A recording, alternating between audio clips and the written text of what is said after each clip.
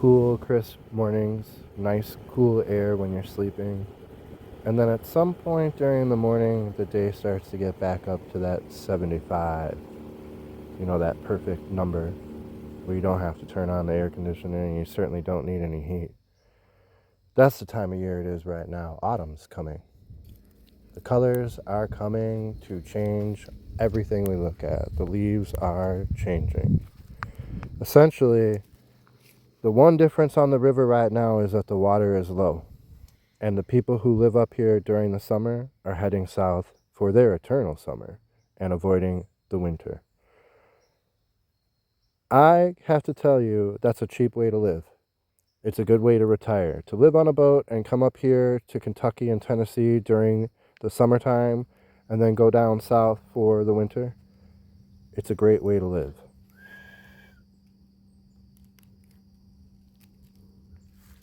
This is going to be an interesting episode. I'm going to show you a boat that I am putting up for sale. It is a liverboard, and it is something that would be capable of not only traveling from Tennessee down to the Gulf, but you could do the loop in it. It's 1984 Marionette. It's a double screw, so it's got 2 motors on it, and it's ready to just move on to it. Once you see it, it's going to be shocking. You'll see how shockingly beautiful it is. Well-maintained boat. The other thing is, we're going to talk about people who go south, snowbirds. And I'm going to show you how they, basically right now is the time that people are heading south. So we're going to go over that. I'm also going to, we did a lot of exploring in the dinghy for the houseboat. Our next move is going to be north towards Kentucky. And so we basically went up the river towards Kentucky Lake with some exploration. We're going to go through that too. The time of year for the bird migration has started. There are pelicans everywhere. The loons are back. The calls that the loons give every morning, those are back. They're going to get more and more. Towards December, they start to be every single morning is loon calls everywhere around here. So I'm looking forward to it. But we're going to talk about that, and I got some beautiful photographs. Pelicans, I'm not going to lie, pelicans are about as big as my dogs. So they're interesting birds, and the way that they coast in is really pretty. But if you have 100 pelicans in your bay, you're not getting any sleep. They talk. They are noisy. They're a ruckus. They're a ruckus for sure. So we're going to talk about that. I'm going to also show you how, look at this. I don't know if you remember last episode, but the water line last episode was here, and now it's here. So we've had to do some serious mapping of our channel to get our boat in and out of here, to run to places and like the store, to the marina, or to go help build that house that we've been working on. And I'll show you that. I mean, this is the first time I went through and I actually marked a bunch of stumps myself. So we're going to talk about that. As far as waste, I have a composting toilet. It's not a composting, it's a shavings toilet. It's just a good way to put 1s and 2s in a bag and take it out with your garbage. I also, if you haven't seen my episodes before, you haven't been following the channel from the beginning, I built 3 houseboats, 3 shanty boats now. This is my 3rd. And I've rebuilt a 1972 sailboat to be back in usable condition after buying it for about $5,000, where it was not usable and was not livable. You couldn't live aboard it at the time. But that's what my start was. I always recommend to people, if you are just simply trying to get on the water and you don't want to spend a lot of money, it's very easy to do that. Number one, research a marina or a mooring that matches your budget. There are places where they have so many services that it's as much as renting an apartment, right? But there are places where they don't have very many services, and it's just cheap, it's as cheap as you buying coffee every day. So it's not something that people can't find a way to do it. The cheapest way I found to get into a boat is to buy a used one that people want to get rid of and they're sick of storing. The biggest price to having a boat is storing a boat. So if you're in Tennessee, you start to be below the freeze line where you have to take the boat out, and that automatically saves you a lot of money because you don't have to have a trailer. You don't have to take it out of the water every year. The next thing is avoiding freezing or winterizing in any way. And that's where people start talking about going south for winter. If you, I'm telling you, if you can just start your motor and drive, you know, 10 hours south and all of a sudden the water doesn't freeze, you'll do that too. And that's pretty much, a lot of Kentucky is like that. So what we're seeing is people in Kentucky and a little bit more north basically just drive down below that freeze line. Not everyone is going to the Gulf. Not everyone will be willing to even have their motor anywhere near salt water or their boat near salt water. But they're going south enough that the freezing that happens goes, the water might freeze. You might be able to throw a rock across it, but by noon that day, it's going to melt again. So it never freezes to a hard freeze where it would actually crush the boat. And then there's no breakup. Like, that's the main thing in winter. If your boat's part of a breakup and it's caught between two huge chunks of ice, good luck saving your boat, right? That doesn't happen here. None of that happens here. But it does happen, you know, 5 hours north. You know, it's not like I'm way past that freezing point.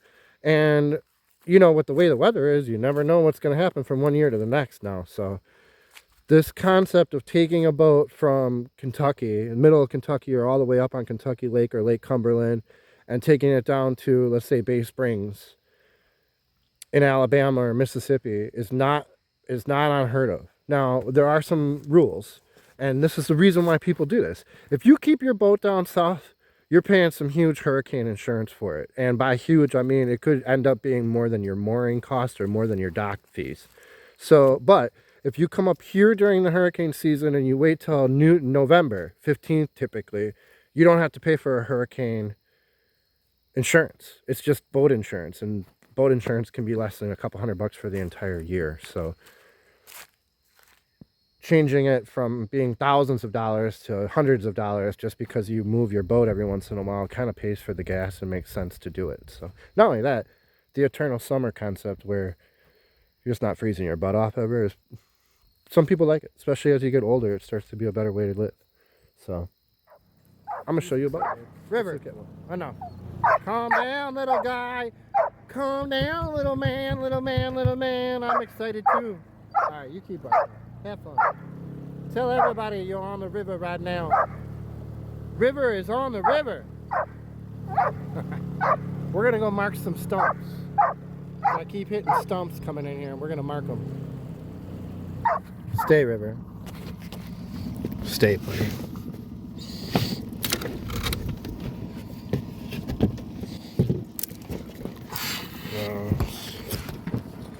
Whoa. Alright, let's go get the... That's what happens when you go in reverse and you're in dirt. Let's try that again with the motor up. Alright, I'm gonna go break off those two ends of that stick right there, and we're gonna use them to mark some logs.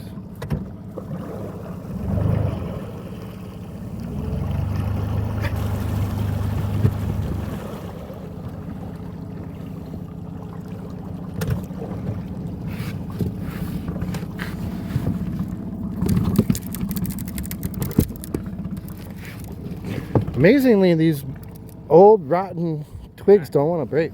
That's one stump. Marked. No hitting, no. We got any more?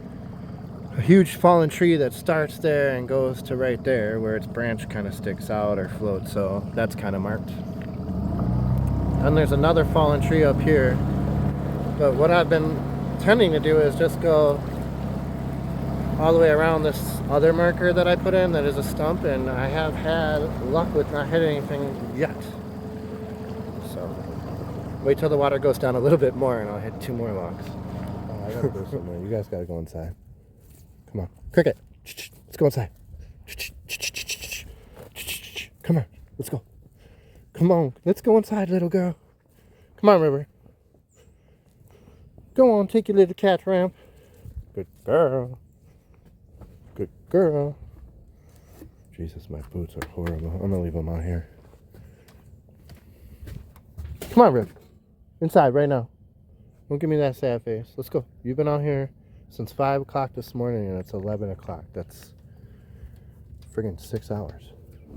I was just talking about people going down south. Look at this. Yeah.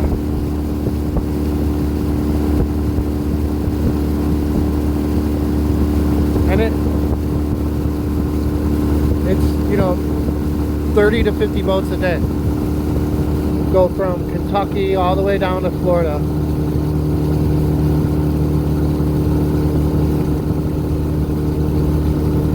Yeah.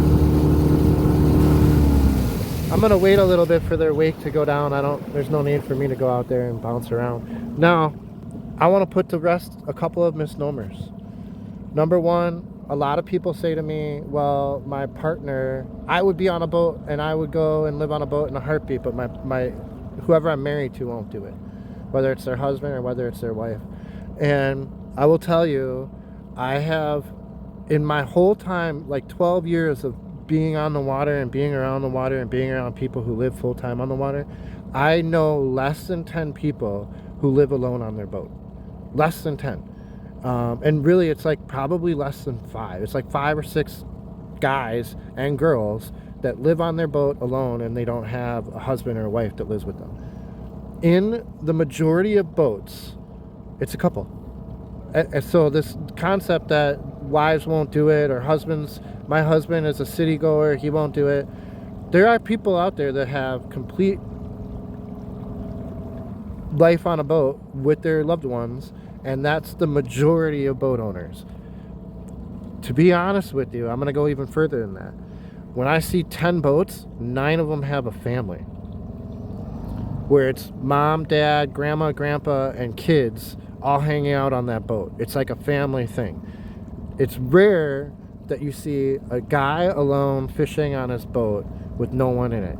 That's not something, even though we see that on TV and on commercials, when you go to the beach and you drive around, you'll see 1 or 2 of those for every ski boat that's full of a bunch of kids, or every houseboat right there that has 3 jet skis hanging off of the back of it, and a grandma and grandpa in one room and the family in the rest of the room. You know, it's just the concept that it's a single man's dream and you have to be divorced to do it is just wrong. It's just not true. It might be true for some individuals that the person they're married to gets sick on water or something, I know, but for the most part, I see families. The second biggest group, I see retired couples, and then rarely, I see single people on their boat soloing it life at this. It's extremely rare that people go out by themselves and live in their boat by themselves. Even though those are the most popular ones on YouTube, and it's more common to see on YouTube, it's just not something that happens in reality. I'm about to learn something.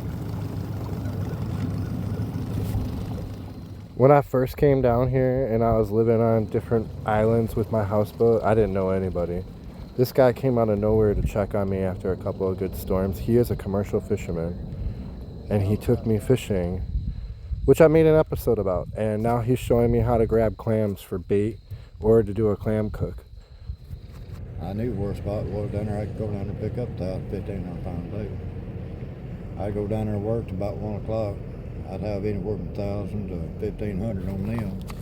I'd have another 300-400 pounds, 3 ridge, maple leaves, and ebonies. So I mean, and it's not picking. You're actually using like a net to go through the soil a little bit.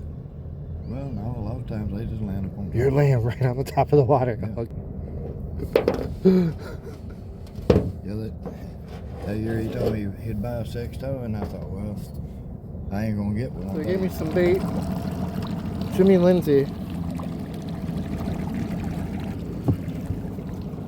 He's a professional fisherman, and he catches, 200-300 pounds of catfish a day. So, and then he can cut up a catfish like no tomorrow. And he just showed me the different oysters and clams that are along here that he can come out, collect, and then sell, depending on the time of year when someone wants to buy them or what have you. He was telling me a couple times where he just backed the truck up to the side of the river and filled the whole entire back of his bed of his truck. Sold 1,600 pounds of it and stuff like that. It's kind of crazy. It's really cool. That man makes a living off of this river. It's very impressive. I did a episode just with him, driving around and fishing with him one day. I'll put it in the description, but it was really cool. Commercial fishing was the name of it. Really cool episode where I learned a lot. Sitting really good at the dock. The boat looks good here.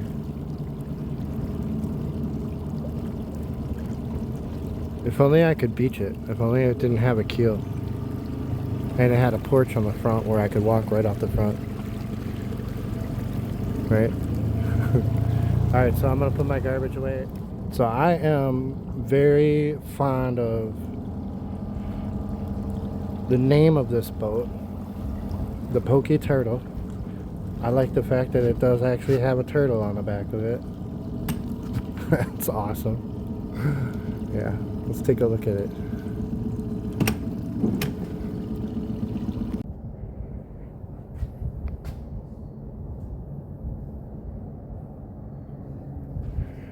Look at how wide this walkway is. Handles here, handles up top. Super safe. Nice little area for you to put your couple of mattresses to lay down and sun. And then a beautiful deck. Look at this deck. Look at that. To come up and anchor. Nice Samson's post to tie off on. All the canvases come with the boat. They're all in really good shape because the boat's been out of the sun under the roof the whole time.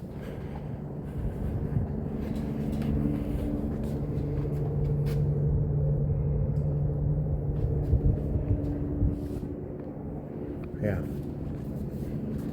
Now I love these back decks because they're versatile. You know, one day you could have a table set up here and you can do a cookout. The next day you can have a lounge, couple of lounge chairs. The next day you can fold everything up and you can fish from back here and turn it into a big deck. It's like all of these boats where it drains out. So if you clean fish back here, you can wash it all out and basically keep it all back here. Let's go up to the fly bridge here. I don't know if I'll be able to stand up here under the dock. But again, look at how nice this boat has been kept.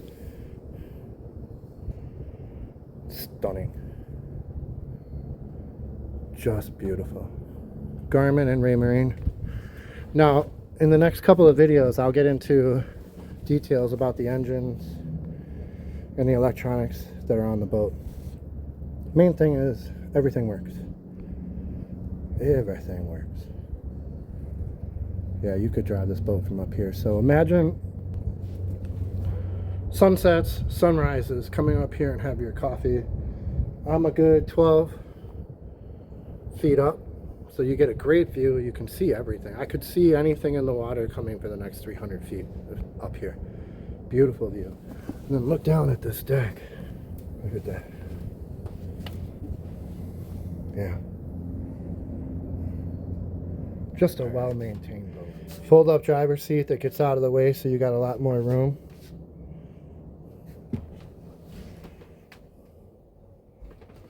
I bet I can do more. I bet I can do a better deal on that price. Come down here. We got the kitchen. Dinette. Dinette turns into a bed, but we got a big bed here too. Beautiful kitchen. Again, everything works. Everything works.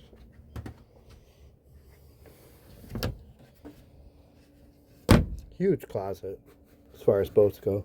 Lots of storage underneath the seats.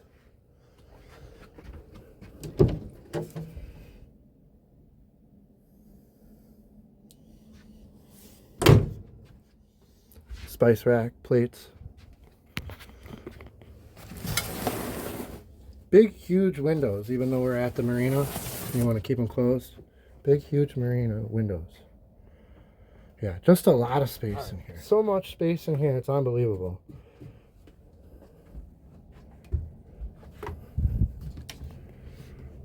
Wow. Found the wine storage, liquor bottles.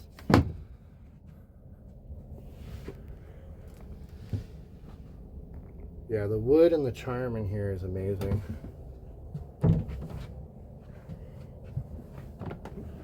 Huge glass sliding door. This area opens up really big because of the fold down seats that they have on these marinas. You can drive from in here. All the controls are doubled from up top. Also in here.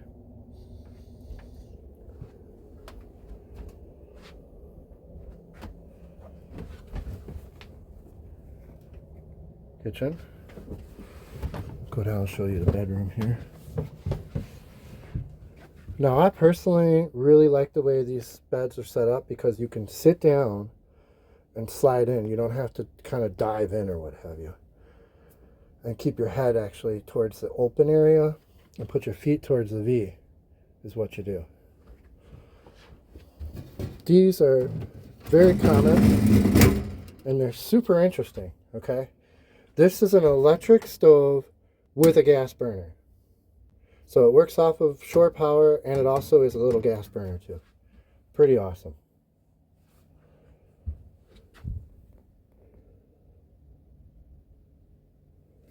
Yeah, and then if the lid closes, it'll turn it off so you never have the ability to leave the burner on and actually close the lid on it.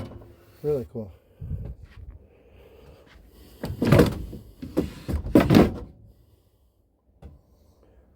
Nice setup for the kitchen. 12-volt lighting, 120 power outlets for shore power. And again, just a big, huge deck in the back. So this is a boat that you could really easily live on if you're just two people or one person. And if you have kids, this is a weekender. You could come up, not only could the kids sleep on this couch right here, but the table turns into a bed as well. So you could technically sleep 2, 4, 5 people without even putting up a cot or anything like that. Comfortably 5 people. In fact, actually, this folds out. You can make this into a wider bed so you can sleep 6 people. Yeah.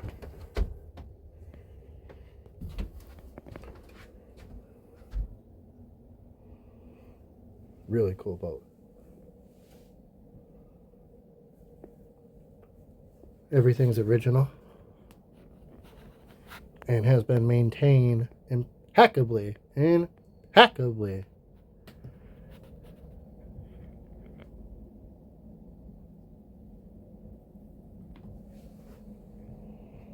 Chryslers. I'm gonna try to catch some catfish if River lets me. If River lets me. River, stop it.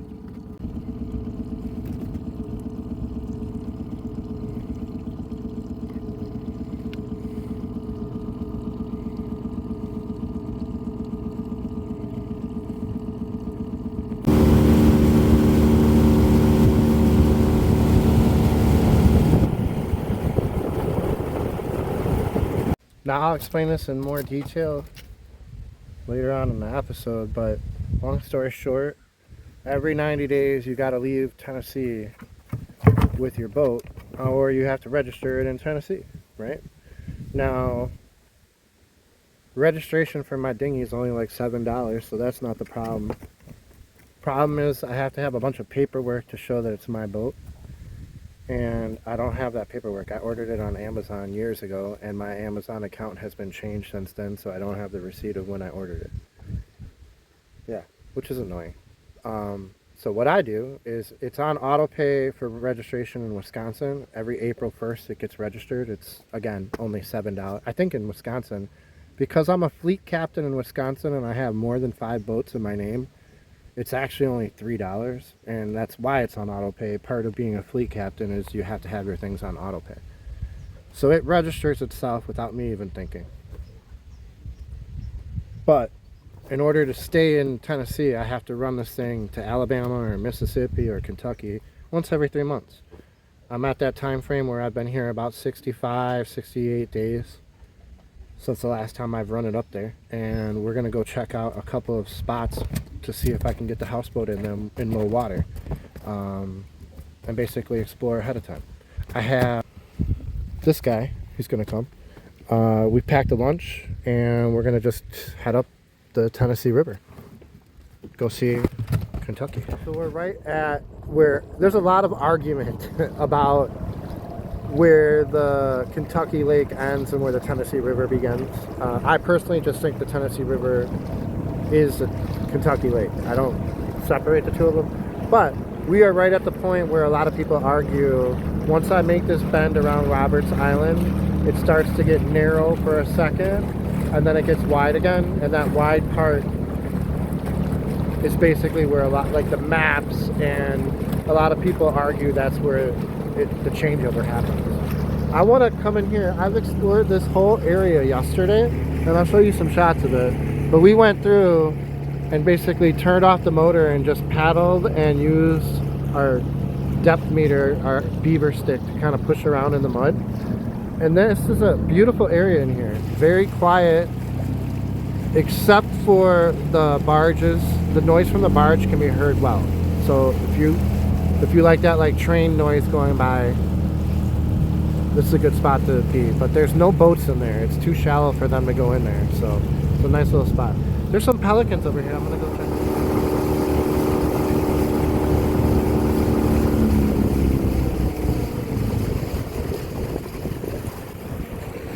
The wind is coming out of the south, bringing, so the wind feels great. It's warm, it's a nice, beautiful breeze, and the birds have moved over here because of it. Yesterday they were on the complete other side of the river, catching the same breeze, just because it was coming from somewhere else. Now, the Tennessee River, the Tom Bigsby, Kentucky Lake, Cumberland Lake, one of the biggest migration animal refuge in the entire world. Essentially, there's this huge line that goes across right down the middle of America that is just, they don't want houses, they want nature on both sides of the river, and then it gets broken up by public land or private land. Every few hundred miles it gets broken up again, but only for the distance that it would take for the birds to fly in one day, right? So it's like chopped up, but it's never chopped up very far. So if you're traveling up and down this river, you could take advantage of the parks too and just drive one day past all the private houses, and at the end of the day you're in an area that's now nature reserve, and you can drop an anchor, or you could drop an anchor anywhere. You could drop a line onto a tree or something. Yeah, and the amount of wildlife that comes through here during this, you know, the only time I ever saw pelicans in my life before I came here was in New Orleans. I drove down there and I used to basically just try to live a forever summer, and I would take my RV whenever, oh look at, they're all coming, I love this stuff. They're all leaving that island and they're coming over to the other one and they're just swimming their way across. It's awesome. And I was in New Orleans, and me and River was like, you know, 4 months old when I went there the first time. And he saw a pelican sitting on this like log that was holding up a pier and a post basically. And he ran up and the bird took off, and I realized that the bird was bigger than him. Pelicans are so damn big. And they just eat and eat and eat and eat. That's all they do is they eat. And then they yell at each other. They're pretty loud. When I have my houseboat, like let's say on this beach, and then 200 of them will come and land right next to me. They're very graceful flyers too, if you notice. They're just huge wingspan, huge birds. They'll come and live, you know, be next to you, and you can't hear the TV because all they do is talk and chit chat with each other. Beautiful birds. We found this little guy tipped over in the water trying to swim, but he's so far from shore, so we're gonna go drop him off. River, stay. Stay. Stay.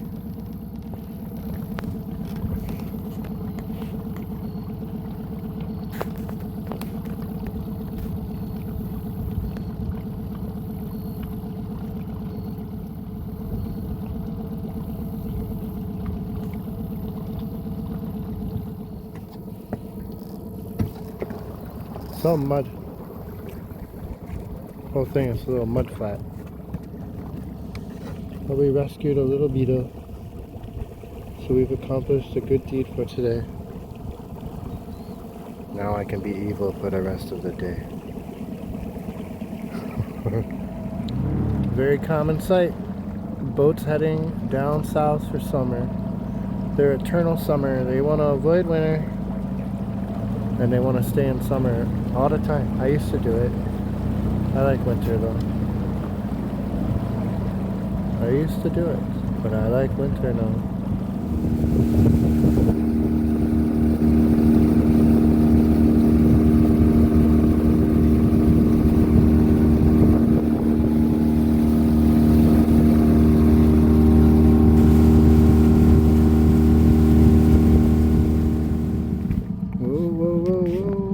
Okay.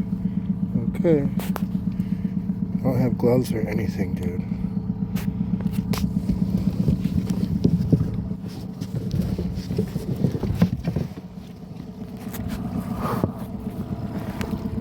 There you go, bud. We are coming up to a highway and a railroad bridge. Now here's the thing about railroad bridges that a lot of people don't know. On this riverway, the railroad bridges are supposed to maintain open at 55 feet or higher at all times, unless there's a train coming within 20 minutes or 15 minutes, then they're allowed to go down. So this right here, the way it is, means that the train just went over it, or there's a train coming. And all you got to do is sit here and hang out for a half an hour, watch the train go, wait your 5 minutes, and it'll go up. You don't need to call anyone or do anything to open this bridge. It's a matter of letting the train go through. If you come here and the bridge is already in the up position, that is what it should look like 90% of the time, unless there's a train coming. That's very different from the Great Lakes in Wisconsin. In Wisconsin, you have to call a day in advance to make an appointment to have someone there to open the bridge for you. But here, we're talking about industry moving a lot of its goods in barges under these bridges. Very different regulations. The barges must be able to go, no matter what. I see a lot of videos of people doing endless summers where they're going down to Florida, and they're on their radio and they're on their cell phones and they're calling these bridges, and the bridge operators give them an attitude. Because the bridge operator never gets a phone call, because everybody knows that if you wait 20 minutes, it's going to open up. And he can't open it up early because he's not going to stop a train. So you calling him changes nothing about the process at all. Which means they get an attitude when you call.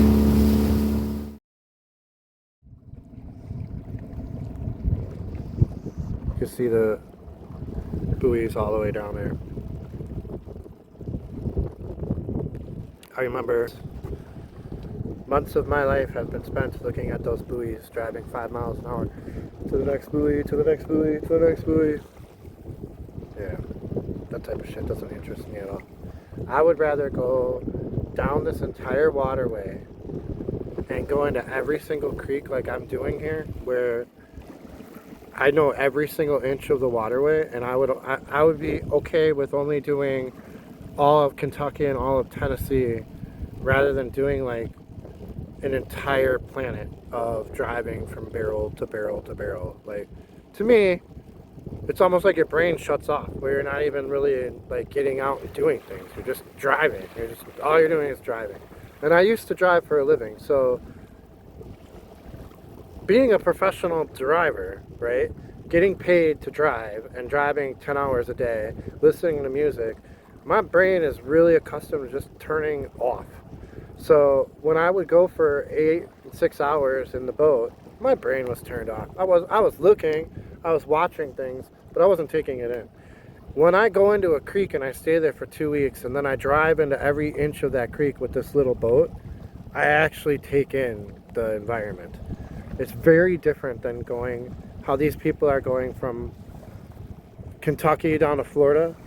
They may stop 4 or 5 times, and they may really like where they stop, and they may stay for 2 days on anchor, but they're not getting out and exploring every single creek and waterway the entire way down the river, whereas I am. And it's taking me a lot of time. And I know more about this waterway and this river than people who have lived here for 40 years because I have more hours on it.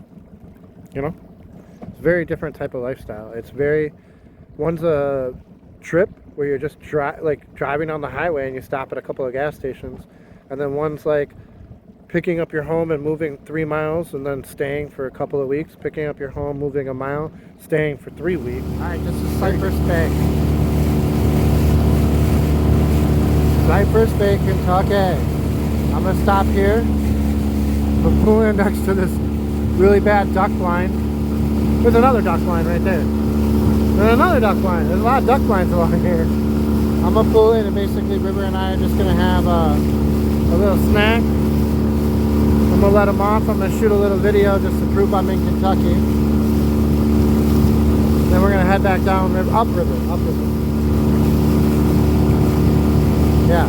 1, 2, 3, 4, 5, 6, 7 duck lines. Right in this little area, which means it's very shallow water. I should stop driving fast. Alright. I got a couple of little meat sticks for River. Little bacon pieces. Yeah, here's a couple more. This is a cattle dog in Kentucky! Now, on our way home, we stopped by Roberts Island again. This is a good place to stay overnight if you're headed down here. It's just past mile marker 109. And look at this beach. In the summer, this whole area right in here would have 3 feet, 4 feet more water, and I could drive my houseboat into that little creek back there and just stay between all of those trees. Look at this spot that I found. I'm marking it, and I'm showing River how it looks.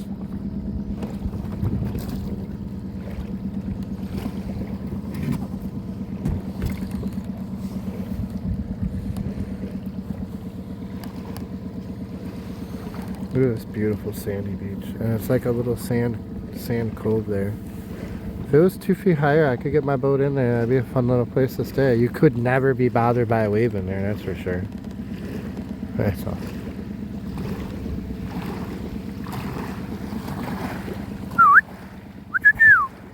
Let's go, bud. We are about more than an hour's drive back to where the houseboat is, so we're gonna head back. It's almost 5 o'clock. Come on, Rip.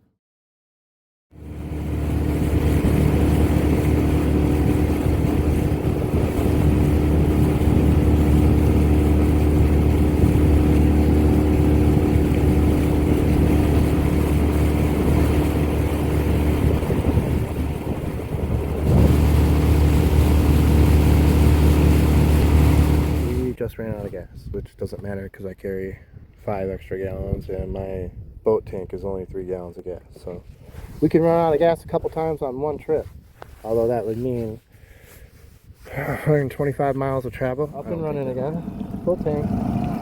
Here's one more version of a duck blind. See how there's 2 poles holding it, and it's on float, so when the water's up it'll float. And they just get a permit to put it out on the water. And what's really weird is that's clearly on the beach. So this is a technical law that not everyone understands, but when you go to court and you have actual trouble with like parking a houseboat somewhere or putting that bird hide, I guess they're hiding in there, a duck blind, putting that blind up. One of the rules is high water marks are very clear and evident on every property everywhere. If the water has a high water mark and it's below that high water mark, the land between the high water mark and the water is considered water. So even though that house, that duck blind, is definitely on land right now, the patch of land that it's on would be underwater during the high tide or high water, right? So it is not a catfish just hit the boat. It is not considered on land. He is permitted for water. It's on a permit to be floating, even though it's not floating. right?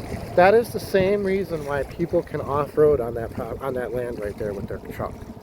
That's the same reason why you can ride an ATV on it. It's the same reason why I can let my dog out on it, and I can put a chair on it and sit there all day, and it's not considered being in the national forest. It's not considered being on the private property that's behind it. You know, it's just a real clear explanation or a clear visual of what that law entails. But good luck explaining that to someone who's mad at you, telling you get the hell off of my lawn, right? Good luck with that, right? But you're better off just leaving and moving to another spot and not arguing with people. In the next few weeks, I'm going to try to come up here. This is Birdsong Heights, and it's a little nature preserve creek that comes through here. There are homes around here. There are a couple of marinas. I'm going to show you 2 of them real quick. But I'm going to come here in a couple of weeks. Well, this is interesting. This is the first time I've seen this. 24/7 fuel pump. I have to tell you, that's the first time I've seen it. A lot of places you have to stay till the morning when the staff comes in to pump it for you. But then it's got a phone number here, so there might just be someone who lives on the grounds that will come pump.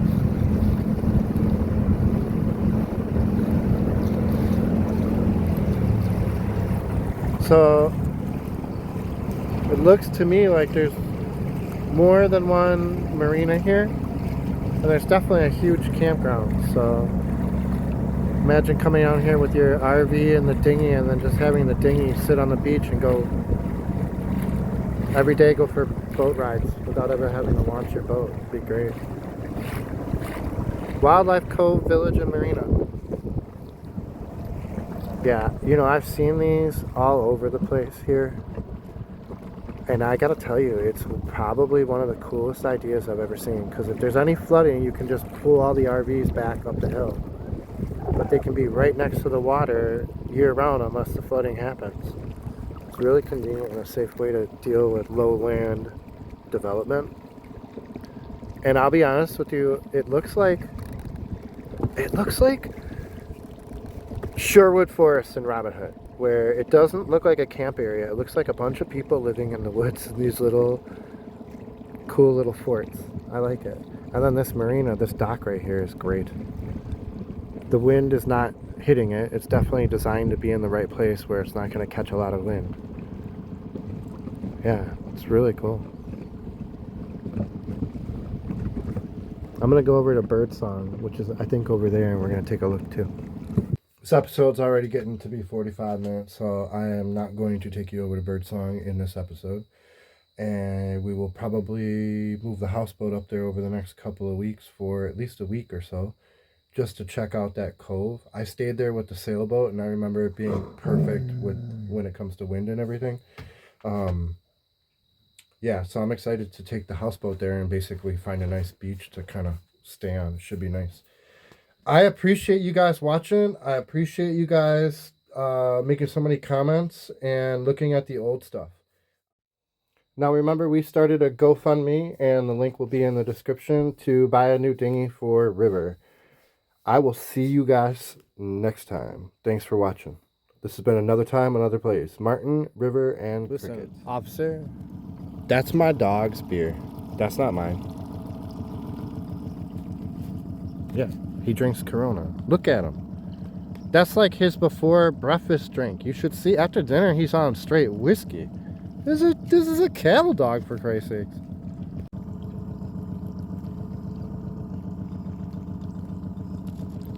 He hears something I don't hear. I'm missing something, but he is no joke upset. Look at him.